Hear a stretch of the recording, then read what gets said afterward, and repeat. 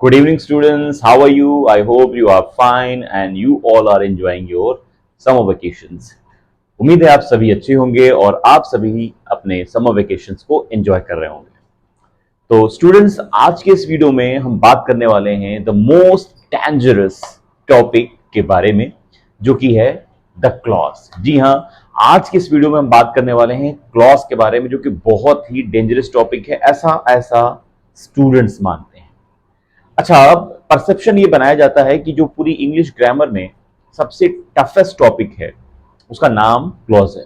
कुछ हद तक ये बात सही भी है, क्योंकि टीचर के जरिए ये एक फोबिया बना दिया गया है कि सबसे टफ टॉपिक है। अच्छा, मेरा ऐसा मानना है कि टफ चीजें वही होती हैं जो किसी भी इंसान को आए ना। अगर कोई भी आसान सी चीज उसे नहीं आती तो वो टफ बन जाती है।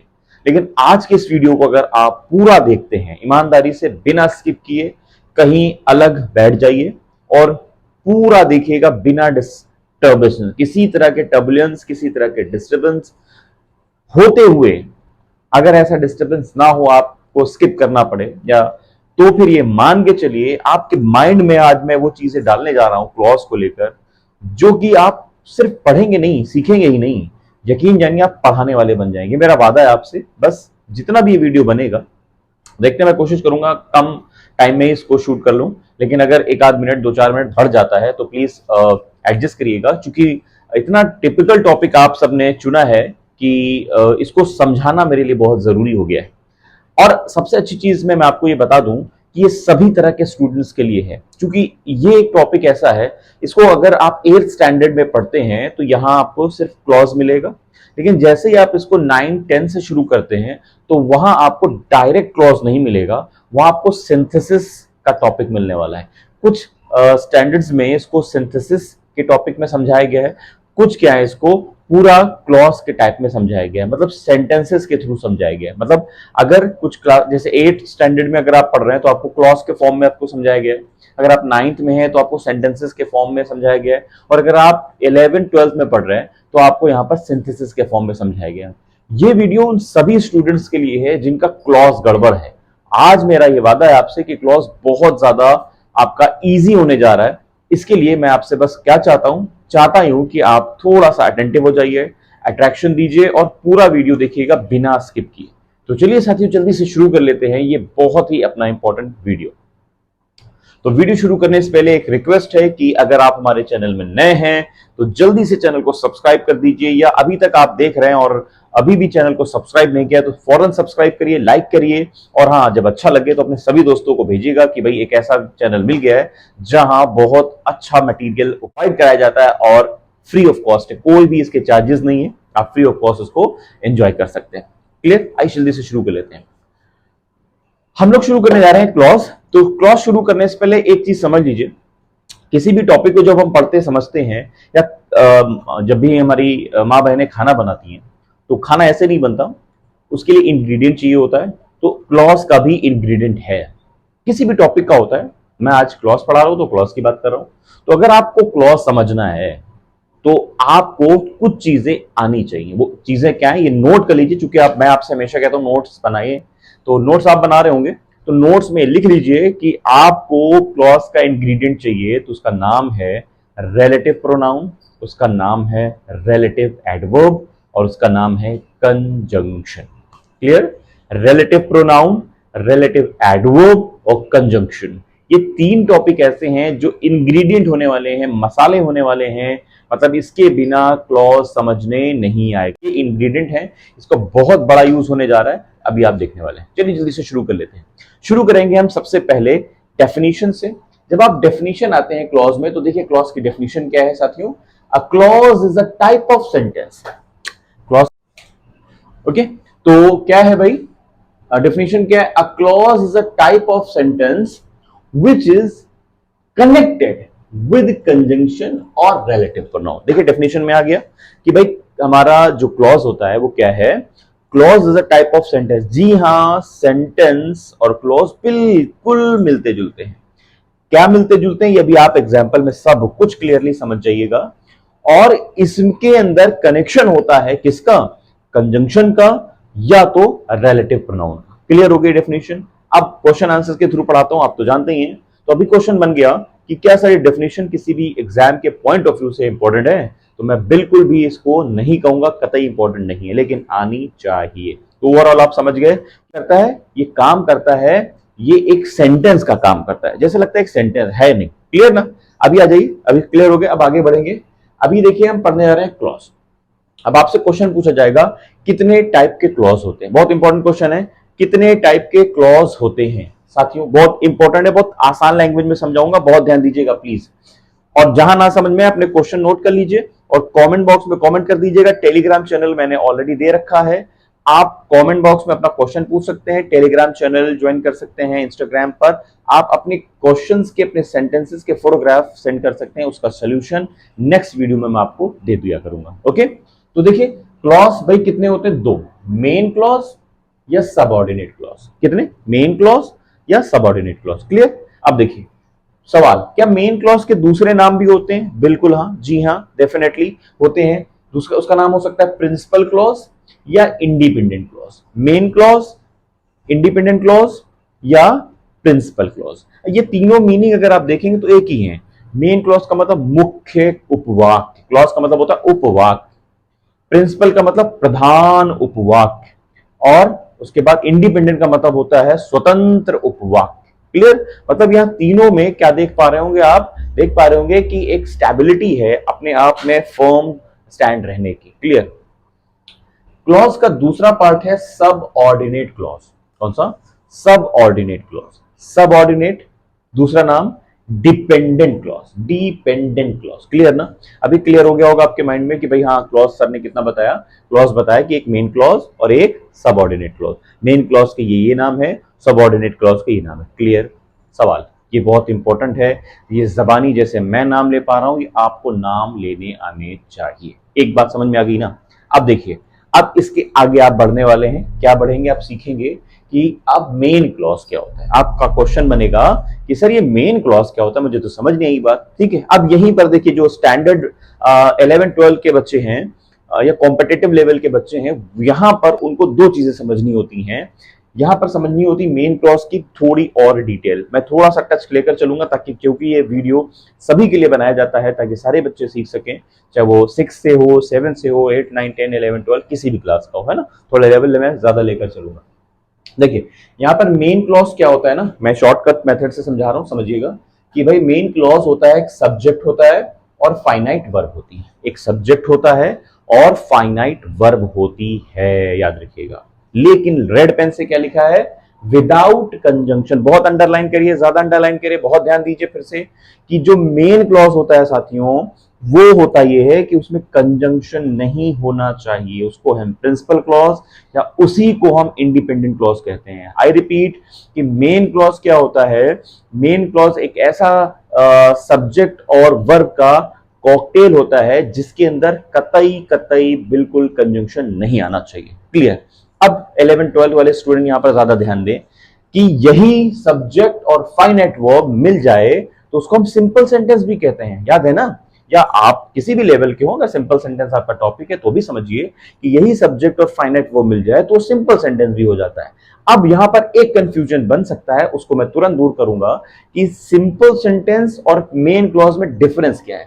सिंपल सेंटेंस और मेन क्लॉज में डिफरेंस क्या है, जरूर देखिए। मैं कोशिश करूंगा इसको सेंटेंस में लिखकर समझाने की, जरा देखिएगा। यहां लिख रहा हूं मैं,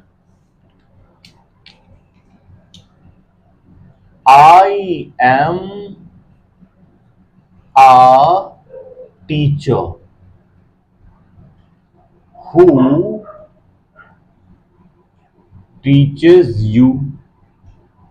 ओके, दूसरा सेंटेंस है I am a teacher and a lawyer.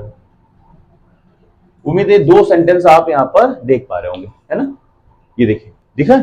अब जरा ध्यान से देखना, मैंने आपको समझाने जा रहा हूं कि भाई main clause, principal clause, independent clause में और सिंपल सेंटेंस में क्या डिफरेंस होता है। देखिए सिंपल सेंटेंस क्या होता है कि एक सब्जेक्ट होता है और एक फाइनाइट वर्ब होती है, और मेन क्लॉज में होता क्या है, सब्जेक्ट फाइनाइट वर्ब तो होती है बट कंजंक्शन भैया नहीं होता, कंजंक्शन नहीं होता। क्लियर। लेकिन अगर हम बात करें सिंपल सेंटेंस में तो एक सब्जेक्ट है और एक फाइनाइट वर्ब है, कंजंक्शन आ जाए तो प्रॉब्लम बिल्कुल नहीं है। ये फर्क है सिंपल सेंटेंस और मेन क्लॉज में। देखिए जरा यहां पर, देखिए यहां लिखा हुआ है आई एम अ टीचर, और यहां से ये आ गया आपका कंजंक्शन, ये आ गया आपका हु टीचेस यू। तो ये दोनों क्लॉज बन गए। ये क्या बन गए?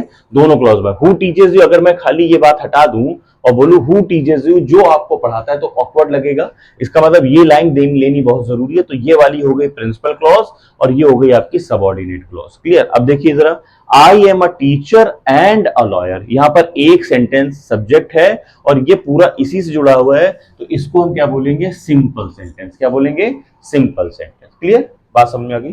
क्लॉज अलग, सिंपल सेंटेंस अलग। क्लियर, बात समझ में आ गई ना?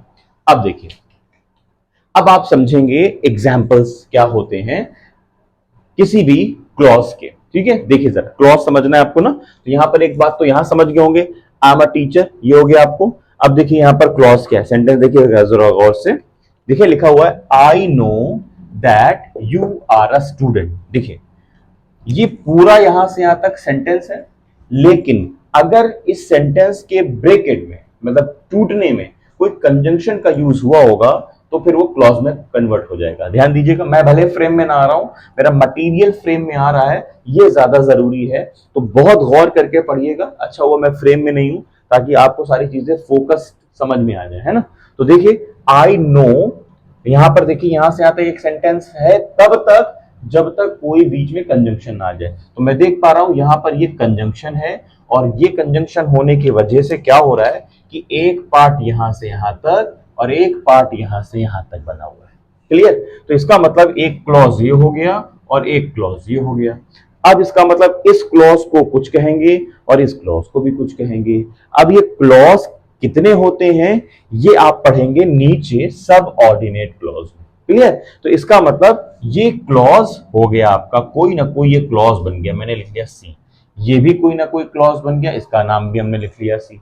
अब यहां पर प्रिंसिपल क्लॉज, ये वाला प्रिंसिपल क्लॉज है, इसको मेन क्लॉज कहते हैं, वही हो सकता है जिसमें कंजंक्शन ना हो। मैंने क्या लिखा था? विदाउट कंजंक्शन ना हो। तो यहां पर आप देख पा रहे होंगे आई नो में कोई कंजंक्शन नहीं है, इसका मतलब यही वाला बच्चों हो गया प्रिंसिपल क्लॉज। ये वाला क्लॉज जुड़ता किससे? इस वाले कंजंक्शन से। तो इसका मतलब ये कम से कम प्रिंसिपल क्लॉज नहीं है, मेन क्लॉज नहीं है, इंडिपेंडेंट क्लॉज नहीं है। बताइए बात समझ में आई?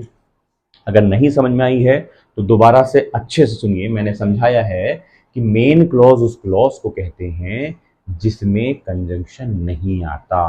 बात समझ में आ गई? और सब ऑर्डिनेट क्लॉज, अभी मैं बात ही नहीं कर रहा हूं, छोड़ दीजिए, है ना। मेन क्लॉज को कहते हैं जिसमें कंजंक्शन नहीं आता। आप कहेंगे कि सर हमको तो कंजंक्शन पहचानना ही नहीं आता, आ गया हो तो हम पहचानेंगे कैसे? तभी मैंने आपसे कहा कि आपको थोड़ा बहुत आना चाहिए। वो 3 इंग्रेडिएंट मैंने पहले ही बताए थे, रिलेटिव प्रोनाउन, रिलेटिव एडवर्ब और कंजंक्शन। डरिएगा बिल्कुल नहीं, आधे से ज्यादा चीजें 70-80% तो मैं यही करा दूंगा, थोड़ा बहुत आप घर पे देख लीजिएगा। इससे क्या होगा, मजबूती बहुत आ जाएगी। अदरवाइज फिर मैं कोशिश करूंगा किसी और शॉर्टकट के तरीके से ये भी आपको सिखा ले जाऊं। क्लियर ना? तो यहां पर आपने देखा यहाँ कोई कंजंक्शन नहीं है, इस वजह से ये हो गया आपका प्रिंसिपल क्लॉज। यहां पर एक कंजंक्शन, इसकी वजह से ये हो गया प्रिंसिपल क्लॉज नहीं हुआ। कौन सा हुआ हम बाद में बात करेंगे। अब आइए नीचे वाले सेंटेंस में। देखिए मैं फ्रेम में नहीं हूं तो आपका सीधा फोकस बोर्ड पर होना चाहिए। यहां पे लिखा ही इज पुअर, और यहां लिखा है बट, और ही इज ऑनेस्ट। देख पा रहे होंगे आप? तो इसका मतलब बट आपका क्या है? बट बच्चों कंजंक्शन हो गया। इसका मतलब कंजंक्शन के लेफ्ट साइड है एक पार्ट और कंजंक्शन के राइट साइड है एक और पार्ट। क्लियर। अब यहां पर देखना है कंजंक्शन जुड़ा किससे है। कंजंक्शन इससे तो जुड़ा नहीं है, इससे जुड़ा है। इसका मतलब ये वाला कौन सा पार्ट हो गया आपका? ये वाला हो गया आपका प्रिंसिपल क्लॉज या main clause. He is poor वाला कौन सा हो गया? प्रिंसिपल क्लॉज या मेन क्लॉज हो गया। उम्मीद है बात आपको समझ में आ गई होगी। क्लियर। अभी देखिए, और ये वाला कौन सा हो गया? ये हम बाद में बात कर रहे हैं। ठीक है, नीचे आ जाइए। फिर देखिए लिखा है she could not come, she was ill, और ये जुड़ा किससे है? और ये जुड़ा है बिकॉज से। इसका मतलब बिकॉज के पहले वाला कोई एक पार्ट है और बिकॉज के बाद वाला पार्ट है। तो जो बाद वाला पार्ट है वो बिकॉज से जुड़ा हुआ है, इसका मतलब इसमें कंजंक्शन नहीं है। तो ये वाला हो गया आपका प्रिंसिपल क्लॉज। ठीक, थोड़ा सा एक अलर्ट ले लीजिए। अलर्ट ये है कि अगर आप ये सोच बैठे हैं कि अच्छा जो क्लॉज प्रिंसिपल क्लॉज होता है वो पहले आता है, तो my dear you may be wrong, आप गलत हो जाएंगे। ये कतई मत सोचिएगा कि आप जो है प्रिंसिपल क्लॉज को पहले ही मानेंगे, ये बिल्कुल बिल्कुल भी नहीं है। कभी कभी क्या होता है कि जो कंजंक्शंस होते हैं वो पहले भी आ जाते हैं, ये मैं आपको अभी एक्सरसाइज में दिखाऊंगा। ये धारणा, ये परसेप्शन मत बनाइएगा कि भाई ये इत्तफाकन कोइंसिडेंटली ऐसे सेंटेंस लिख गए क्योंकि मेरे पास जगह तो है नहीं और अभी आप मांग रहे हैं तो मैं एग्जांपल दूंगा, यहाँ है मेरे पास है, ठीक है, यहाँ पर देख पा रहे हो, यहाँ पर है, तो इसलिए मैं लिख नहीं रहा हूं, यहाँ पर लिखा हुआ है। तो यहाँ पर इत्तफाकन कोइंसिडेंटली क्या है कि जो प्रिंसिपल क्लॉज है वो पहले ही आ गए हैं, लेकिन कोई जरूरी नहीं है कि वो पहले आए, हो सकता है सेकेंडरी हो जाए। ठीक है, ये वाला पोर्शन पहले आ जाए। क्लियर, बात समझ में आ गई? क्लियर, मेन क्लॉज होपफुली आज के बाद आप कभी गड़बड़ नहीं करोगे। अब आज हम बात करने वाले हैं सेकंड क्लॉज मतलब सबऑर्डिनेट क्लॉज की, डिपेंडेंट क्लॉज की। तो सबऑर्डिनेट क्लॉज ध्यान दीजिएगा, देखिए सबऑर्डिनेट क्लॉज कट रहा है तो मैं क्या करूंगा, थोड़ा सा फ्रेम अब नीचे लाऊंगा ताकि आपको समझ में आए, थोड़ा सा ऊपर की चीजें काटूंगा क्योंकि बोर्ड में जो मटेरियल लिखा हुआ है। ओके, अभी फ्रेम क्लियर है ना? अब देख पा रहे होंगे आप सबऑर्डिनेट क्लॉज और उसके बाद यहाँ पर फ्रेमिंग पूरी आ चुकी है। क्लियर, और सब कुछ ऊपर भी दिख रहा है, बहुत ज्यादा कटावटा भी नहीं है। ठीक है, क्लियर ना? कोई डाउट हुआ करे तो जो है आप बता दिया करिए। ठीक, अब आइए, जैसे कि आपसे पूछा गया कि भाई क्लॉज कितने होते हैं, तो आपने बताया भाई मेन क्लॉज होता है और सबऑर्डिनेट क्लॉज होता है। मेन क्लॉज को प्रिंसिपल क्लॉज, इंडिपेंडेंट क्लॉज कहते हैं, सबऑर्डिनेट क्लॉज को डिपेंडेंट क्लॉज कहते हैं। अब आपसे पूछा जाएगा भाई सबऑर्डिनेट क्लॉज कितने होते हैं, बहुत ध्यान दीजिए। सबऑर्डिनेट क्लॉज होते हैं नाउन क्लॉज या एडजेक्टिव क्लॉज या एडवर्ब क्लॉज। फिर से देख लीजिए, नाउन क्लॉज, एडजेक्टिव क्लॉज और एडवर्ब क्लॉज। क्लियर, अब यहां पर छोटा छोटा मैंने लिखा है ताकि जो है आसानी से चीजें बोर्ड में आ जाएं, लेकिन अगर आपको दिखाई ना दे रहा हो साफ साफ तो एक काम करिए, वीडियो को जूम कर लीजिए या हॉरिजॉन्टल कर लीजिए, हॉरिजॉन्टल करने से चीजें दिख जाएंगी आपको। क्लियर, या थोड़ा सा हाई पिक्सल पे लगा लीजिए, 360 पे लगा लीजिए, साफ दिखाई देगा तो हो जाएगा। फिर भी मैं पढ़ देता हूं, नोट्स तो आप बना ही रहे होंगे, उसमें लिख लीजिएगा साफ साफ। देखिए क्या लिखा हुआ है, लिखा हुआ है नाउन क्लॉज। पूछा जाए आपसे क्या होता है तो बहुत ध्यान दीजिएगा, लिखा है नाउन क्लॉज में, पहले तो एक चीज मैं बता दूं, नाउन जो क्लॉज होता है वो क्लॉज पूरा नाउन की तरह काम करता है। किसकी तरह? नाउन की तरह काम करता है। क्लियर ना? अब देखिए, इसकी शॉर्ट ट्रिक मैं दे रहा हूं, ये बहुत इंपॉर्टेंट है, जल्दी मिलेगी नहीं आपको, इसको नोट कर डालिए फौरन। इसमें लिखा है नाउन क्लॉज में का और जो या जो कुछ, का, जो या जो कुछ वाले जो वर्ड्स होंगे वो आएंगे इस क्लॉज में, और इसमें इन्वॉल्वमेंट होगा कंजंक्शन का या रिलेटिव प्रोनाउन का। दोबारा रिपीट कर रहा हूं, सुनिएगा, जो नाउन क्लॉज होगा वो नाउन की तरह रिएक्ट करेगा, एक बात। दूसरा, इसमें जो भी कनेक्टिव वर्ड्स होंगे, ज्वाइंटर्स जिन्हें कहते हैं, जिनसे नाउन क्लॉज बनेगा, वो रिलेटिव प्रोनाउन और कंजंक्शन होंगे। दोबारा सुन लीजिए, relative pronoun conjunction, mostly conjunction होंगे, कुछ हद तक आप देखेंगे एक आध वहां पे रिलेटिव प्रोनाउन भी आपको मिलने वाले हैं। क्लियर ना? और हिंदी में शॉर्टकट दे रहा हूं, हिंदी सुन लीजिए, हिंदी क्या निकलेगी? हिंदी निकलेगी वहां पर आपकी की या जो, की या जो या का से रिलेटेड जितने भी वर्ड्स हैं ना, जैसे की, क्यू, का, कौन, ये सब वर्ड्स आएंगे, या जो कुछ भी। क्लियर? अब इंग्लिश में कौन कौन से वर्ड है जरा ध्यान दीजिए, जैसे कि हु, कौन, विच, कौन, वेयर, कहां, वाई, क्यों, व्हाट, जो, व्हेन, जब, दैट, की, इफ, वेदर भी आता है, कंजंक्शन है। क्लियर, समझ में आ गई बात? अभी आ जाइए, हम बात करने वाले हैं एडजेक्टिव क्लॉज की। किसकी?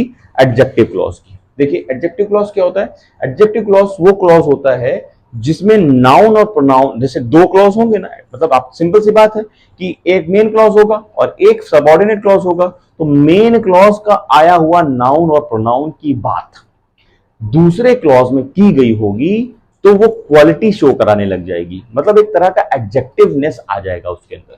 तो फिर होगा ये कि वो विशेषता बताएगा, क्वालिटी बताएगा, तो उसमें फ्रेम बन हो जाएगा या फ्रेम हो जाएगा एडजेक्टिव क्लॉज का। अब सवाल ये है कि एडजेक्टिव क्लॉज बनेगा कैसे? यहां तो साफ साफ पता चल गया कि भाई कंजंक्शन ज्यादा आ रहा है ना, कुछ हद तक रिलेटिव प्रोनाउन आ रहा है, तो यहां कौन से आ रहा है जरा ध्यान देखिए, यहां दो मिलेंगे आपको, रिलेटिव प्रोनाउन और relative adverb, relative pronoun, relative adverb. अब देखिए यहां पर डिफरेंसेस देखिए, रिलेटिव प्रोनाउन यहां पर भी आ रहा था बहुत हद तक, और यहां पर आपको रिलेटिव एडवर्ब मिलने वाला है, वो भी पूरा पूरा क्लियर। अब रिलेटिव प्रोनाउन कौन कौन है देख पा रहे होंगे आप, relative pronoun who, which, whom, whose और that। दोबारा रिपीट कर रहा हूं, who, which, whom, whose और that। रिलेटिव एडवर्ब देख लीजिए, हाउ, व्हेन, वेयर और वाई। ये हो गए आपके रिलेटिव प्रोनाउन एडवर्ब और रिलेटिव प्रोनाउन। अभी हम बात करेंगे एडवर्ब क्लॉज की। अब आप जानेंगे भाई एडवर्ब क्लॉज क्या होता है। देखिए एडवर्ब क्लॉज क्या होता है। एडवर्ब क्लॉज वो क्लॉज होता है जिसके अंदर फुल्ली कंजंक्शन का यूज किया जाता है, फुल्ली कंजंक्शन का यूज किया जाता है, क्लियर। अब देखिए वो कंजंक्शन क्या हो सकते हैं भाई, वो conjunction time, conjunction of time हो सकता है ना, वो हो सकते हैं कंजंक्शन ऑफ कंडीशन हो सकती है, वो कंजंक्शन ऑफ प्लेस हो सकता है, वो कंजंक्शन ऑफ कंट्रास्ट हो सकता है, वो कंजंक्शन ऑफ रीजन हो सकता है, वो कंजंक्शन ऑफ रिजल्ट हो सकता है। ओके, तो this is all about clause. ये तो हो गई बात कंसेप्ट क्लियर कराने की। अभी हम बात करेंगे एक्सरसाइज को करने की। एक्सरसाइज में बढ़ने से पहले मैं आप सभी से एक बार फिर से रिक्वेस्ट कर रहा हूं, अगर आप भूल गए हैं चैनल को सब्सक्राइब करना तो पहले जल्दी से सब्सक्राइब का बटन दबा दीजिए और लाइक कर दीजिए फौरन ही। और हाँ, वीडियो पूरा देख लीजिए सुकून से, उसके बाद अपने दोस्तों को शेयर करना ना भूलिए। और आपको अच्छा लगा हो तो आप थोड़ा सा सपोर्ट करिए, अपने व्हाट्सएप स्टेटस में लगाइए, अपने फेसबुक पेज पे डालिए, ताकि आप अपने इस चैनल को ग्रो कराने में हमारा सपोर्ट कर सकें, क्योंकि बहुत जरूरी है आपका सपोर्ट। इसी प्यार से, इसी सपोर्ट से हमको इंकरेजमेंट मिलता है, ताकि हम आपके लिए कुछ ना कुछ ऐसा कर सकें, ऐसा ऐसा बना सकें, ला सकें जो कहीं बुक में ना लिखा हो, आपको फायदा पहुंचे, जैसे कि यहाँ पे आपने देखा। जल्दी से एक बार क्विक रिवीजन ले लेते हैं। नाउन क्लॉज क्या है। नाउन क्लॉज वो क्लॉज है जो नाउन की तरह रिएक्ट करेगा और जिसके अंदर तो कंजंक्शन और रिलेटिव प्रोनाउन आएंगे, वही रिलेटिव प्रोनाउन और कंजंक्शन आएंगे जिनकी हिंदी क या जो से शुरू होती हो, क या जो से शुरू होती हो। एग्जाम्पल के तौर पर who, why, when, where, what, that, when, where आदि। और एक जगह पर इफ व वेदर भी आ सकता है, क्लियर।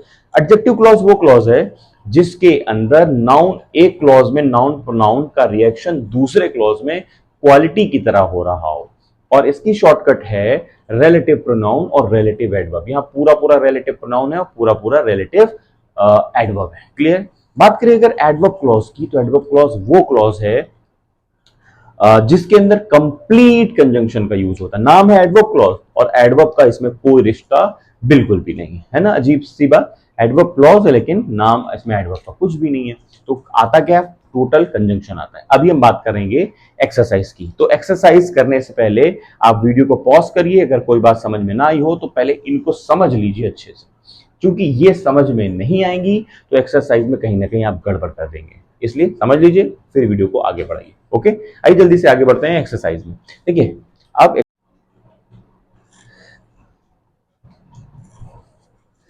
तो ओके, आइए जल्दी से शुरू कर लेते हैं एक्सरसाइज। वीडियो थोड़ा सा लंबा हो सकता है, लेकिन आप यकीन जानिए अगर आपने वीडियो बिना स्किप किए पूरा देखा तो आपको आज कोई रोक नहीं पाएगा क्लॉज समझने में। उम्मीद है अभी तक पूरा अच्छे समझ में आ चुका है। कोई डाउट हो तो डाउट को बिल्कुल आप कमेंट कर सकते हैं, आप टेलीग्राम पर भी बता सकते हैं, ठीक है। अब देखिए एक्सरसाइज है। अब क्वेश्चन है कि एक्सरसाइज में कौन कौन सी पूछी जाती है। बहुत सारी एक्सरसाइज में पूछी जाती है। इसमें सबसे इंपॉर्टेंट जो एक्सरसाइज है वो मैंने पहले लिख रखी है, उसका नाम है सेपरेट सेंटेंसेस को कंबाइन करना। ये जिस बच्चे को आ जाता है वो आगे 12 तक इसको कैरी कर जाता है। और कुछ एक्सरसाइज में आपको फिल करने के लिए दिया जा सकता है, कुछ एक्सरसाइज में आपको अंडरलाइन लगाने को दिया जा सकता है, कुछ एक्सरसाइज में दिया जा सकता है कि सूटेबल क्लॉज की हेल्प से एक सेंटेंस बनाइए, ठीक है। तो मोस्ट इंपॉर्टेंट एक्सरसाइज मैं आपसे डिस्कस कर रहा हूं, उसके बाद एक एक करके आगे की बात होगी, ठीक है।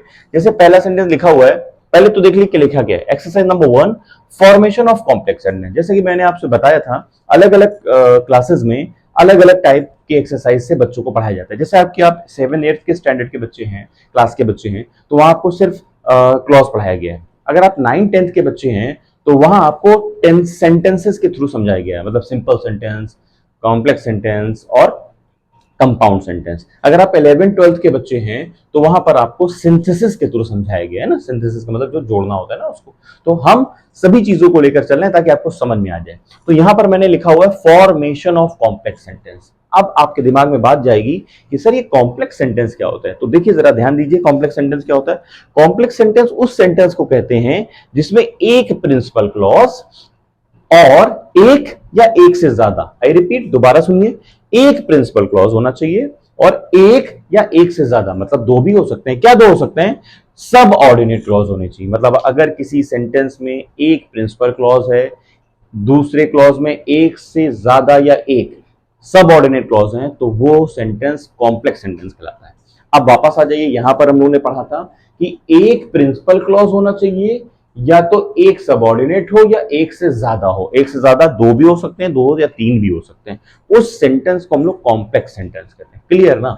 तो अब देखिए क्या है कि यहां पर सेपरेट सेंटेंस मैं आपको दूंगा और उसको आपको कंबाइन करना होगा। क्लियर? देखिए यहां पर लिखा हुआ है you are good, it is known to all. ये देखिए ये एक सेंटेंस है, ठीक, और ये भी एक सेंटेंस है। तो ये सेंटेंस कैसा सेंटेंस है? ये बच्चों सिंपल सेंटेंस है। जब मैं सेंटेंस पढ़ाऊंगा तो और क्लियर करूंगा, फिलहाल यहां पर समझ लीजिए। अभी मैंने आपसे बात की थी सेंटेंस क्या होता है। सिंपल सेंटेंस बिल्कुल मेन क्लॉज की तरह रिएक्ट करता है, बस फर्क ये होता है उसके अंदर कंजंक्शन आ जाता है, लेकिन जब हम मेन क्लॉज की बात करते हैं उसमें कंजंक्शन नहीं आता है। तो यहां लिखा हुआ यू आर गुड, आप अच्छे हो, it is known to all, ये सब जानते हैं या ये बात सबके द्वारा जानी जाती है। क्लियर ना? अब हम लोग इसको करेंगे क्या? कंबाइन करेंगे। जब हम कंबाइन करने आएंगे तो हमको चाहिए क्या कि हम उसको इसकी हेल्प लेंगे। किसकी? सबऑर्डिनेट क्लॉज बनाना है हमको। अब सबऑर्डिनेट बनाने के लिए हमको या तो नाउन क्लॉज चाहिए होगा, या तो एडजेक्टिव क्लॉज चाहिए होगा, या तो एडवर्ब क्लॉज चाहिए होगा। तो हम सबसे पहले नाउन क्लॉज की एक्सरसाइज को करेंगे। यहां पर इस एक्सरसाइज में आप देखेंगे नाउन क्लॉज की हेल्प होने जा रही है। तो आप इसमें लिख भी सकते हैं बाय यूजिंग नाउन क्लॉज। ठीक है, इसका सही आंसर क्या होगा आप वीडियो पॉज करके लिख सकते हैं, उसके बाद मैं लिख रहा हूं, अपना मैच करके आइए। देखिए क्या हो सकता है ये। अच्छा एक चीज और समझाना चाहूंगा मैं आपको कि होता यह है कि जो नाउन क्लॉज है वो 5 तरह से फ्रेम हो सकता है।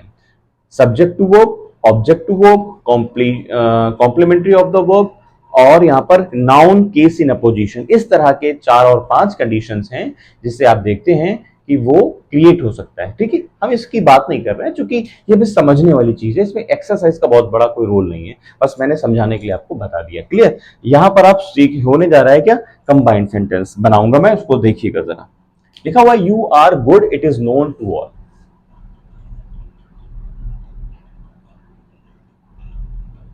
That you are good. That you are good.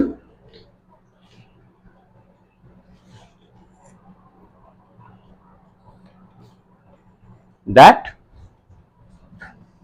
अच्छा एक चीज और देखिए, you are good it is known to all. इसमें देखिए कि जो आपका मेन क्लॉज है वो कहां है। मैंने अभी कहा ना था, यहां पर देखिए आपको ये लग रहा था कि जो पहले आता है वही प्रिंसिपल क्लॉज होता है, बट ऐसा नहीं था। मैंने कहा था कि वो पहले आ भी सकता है, नहीं भी आ सकता है। आपको क्या लग रहा था जो पहले आता है मेन क्लॉज होता है और जो सबऑर्डिनेट क्लॉज होता है वो बाद में जाता है, तो ऐसा बिल्कुल भी नहीं है।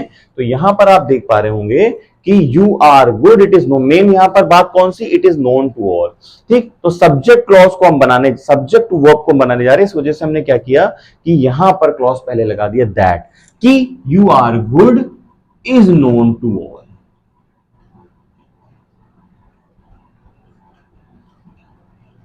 ठीक, एक बात और अच्छे समझिए यहां पर। देखिए जब हम कंबाइंड सेंटेंस कर रहे हैं ना, तो कंबाइंड सेंटेंस में हमको क्या चाहिए? सिर्फ एक सब्जेक्ट चाहिए। सिंपल सेंटेंस बनाना है ना हमको, तो हमको सिर्फ एक सेंटेंस चाहिए या एक सिंपल सेंटेंस बनाना होगा, दो नहीं बना सकते। तो हम देख पा रहे हैं कि यहां पर सिर्फ एक सब्जेक्ट है। अच्छा ऊपर कितने सब्जेक्ट थे? यू और इट। जैसे ही हमने फुल स्टॉप हटाया, तो फुल स्टॉप हटाने के बाद हमको नाउन क्लॉज बनाना है, तो हम क्या करेंगे? या तो कंजंक्शन का यूज करेंगे या तो कहीं ना कहीं पर रिलेटिव प्रोनाउन आएगा। तो ये देखिए दैट आ गया। अब दैट की हिंदी क्या है? कि या जो। देखिएगा यू आर गुड, कि आप अच्छे हो, ये तो ये तो सभी लोग जानते हैं कि, या उल्टा भी पढ़ सकते हो, सभी लोग ये जानते हैं कि आप अच्छे हो। क्लियर? दूसरा सेंटेंस है Rahul is a weak boy, every teacher knows it. यहां पर मेन बात कौन सी है? Rahul is a weak boy, every teacher knows it. तो देखिए क्या है यहां पर ये मेन पार्ट था, है ना, तो यहां पर हमने लगा लिया। अब हम इस मेन क्लॉज हमारा ये है, हम उठा के इसको यहां ले आएंगे, तो ये बन जाएगा every teacher knows it,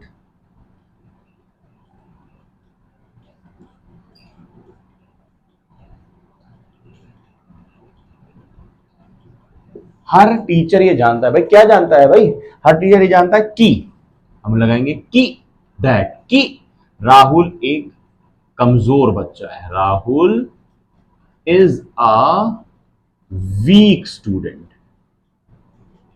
is a weak student. Clear, समझ में आ गई बात।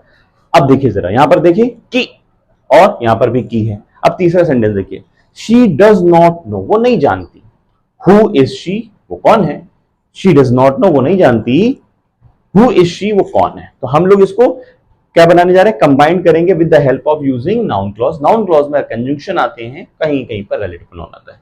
तो हम बनाएंगे इसको, शी डज नॉट नो, वो नहीं जानती,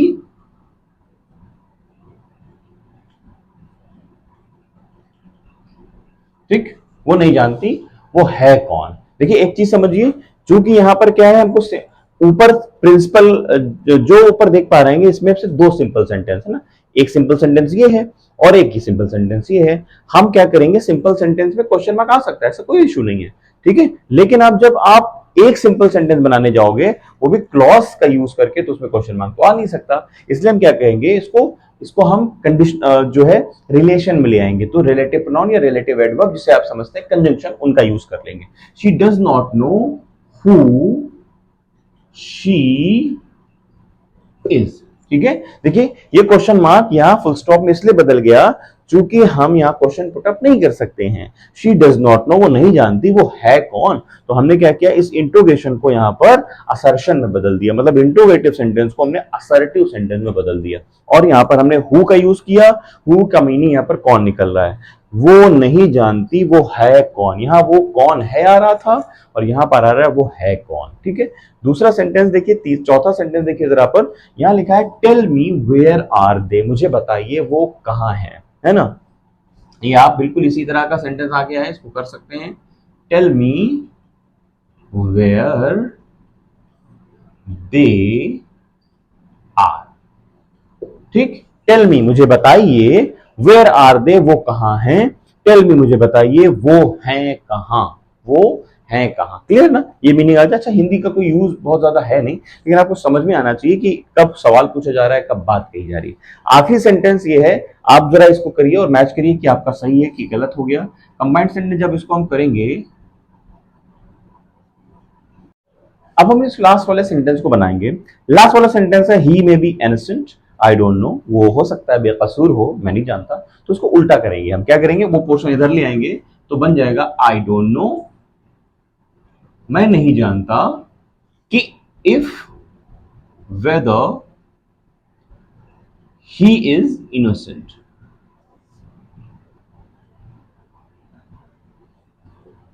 if weather he is innocent. Clear, ये आपको समझ में आ गई होगी। देखिए ये बहुत ही ज्यादा इंपॉर्टेंट सेशन था। एक क्लॉज समझाने में मुझे ये वीडियो लगभग आधे घंटे के आसपास बन चुका है, तो ज्यादा लेंदी ना हो, इसलिए मैं क्या करने जा रहा हूं, क्लॉज को डिवाइड कर दे रहा हूं, ठीक है, ये बेहतर रहेगा।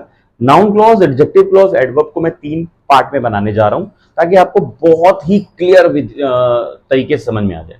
और उम्मीद है आपको बहुत अच्छे समझ में आ गया होगा। फिर भी कहीं कोई डाउट रह गया हो तो कमेंट जरूर करिएगा, ताकि मुझे ये बात समझ में आ जाए कि कहीं कोई डाउट रह गया, तो अगले वीडियो में उसको मैं जो है आगे बढ़ा दूं, बता दूं क्या डाउट है। वरना कल के इस वीडियो में आप देखेंगे एडजेक्टिव क्लॉज। क्लियर ना, सब कुछ क्लियर है। तो अब वीडियो को एंड करने का टाइम आ गया है, लेकिन उससे पहले एक रिक्वेस्ट आपसे कि अगर अभी भी चैनल को सब्सक्राइब ना किया है बच्चों, जल्दी से यार कर दो सब्सक्राइब, क्या जल्दी से सब्सक्राइब करो और वीडियो को शेयर फटाफट करो। जो भी इस वीडियो को देख रहा है, यकीन जानो आपको इतना इजी मेथड मिला है, अगर आप इसको शांति से सुकून से कहीं बैठकर पढ़ोगे ना, तो आपको बहुत गजब का मेथड मिला है, समझ में बिल्कुल बिल्कुल आने वाला है, कहीं दूसरी जगह मिलने वाला नहीं है, ठीक है। आसान कॉन्सेप्ट मैंने बताया, सारी एक्सरसाइज भी मैंने बताई कि कैसे कहाँ पूछी जाती है।